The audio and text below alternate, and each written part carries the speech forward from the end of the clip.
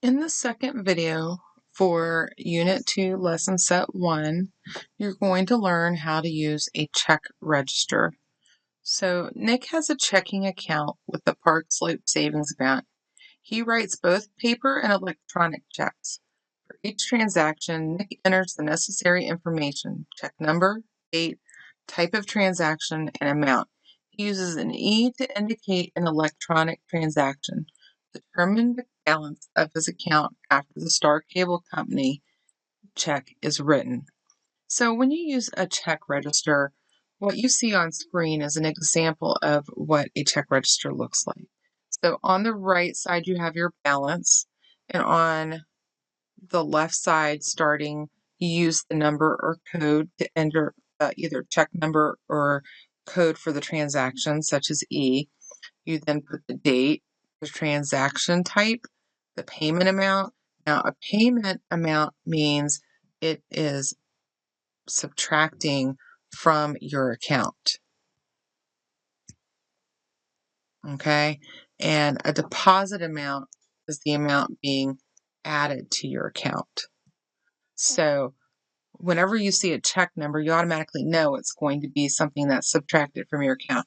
So in this case, check number 3,271 was written on May 5th to DeWitt Auto Body for car repair. And the amount that was paid was $1,721. So you move that over to the right with the subtraction sign, and then you subtract it from the balance immediately above it to get your new balance of $1,951.27. So this represents what would currently be in your bank account, check account, available for use. Nick wrote another check to Kate's Guitar Hut for strings, and that was for $32.50. So once again, that's a payment, so we're subtracting. So we have a new balance of $1,918.77. The third transaction is a deposit of a paycheck. So a deposit is something you're putting into the account. So they're putting in to the account $821.53. So we're adding it to the balance right above it. And we have a new balance of $2,740.30. And then the next two transactions have E's in front of them. That means they're done electronically. So for their Verizon wireless bill, they paid it electronically.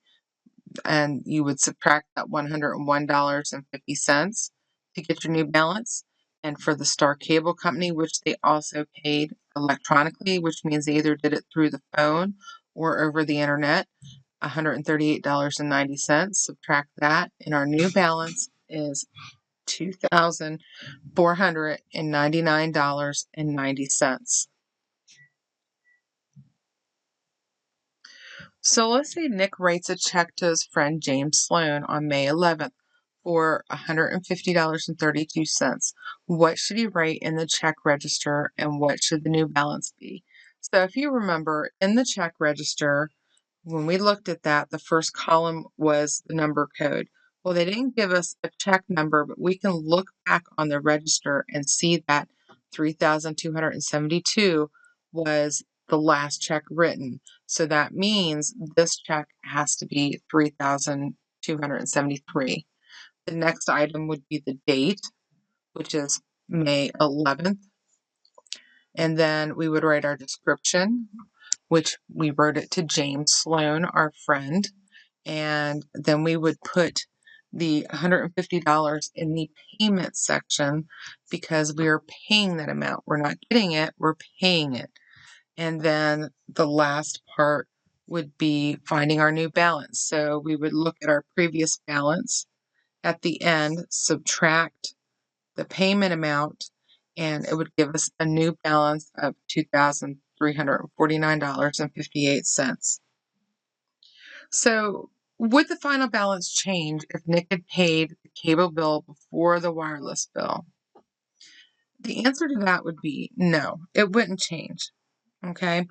Because if we take our balance and we subtracted the cable bill first to get our balance, and then subtracted our our wireless bill, we would end up with the same balance, because if you look up here, you can see our previous balance that we used before we added our check was $2,499.90, and that is the same thing we determined.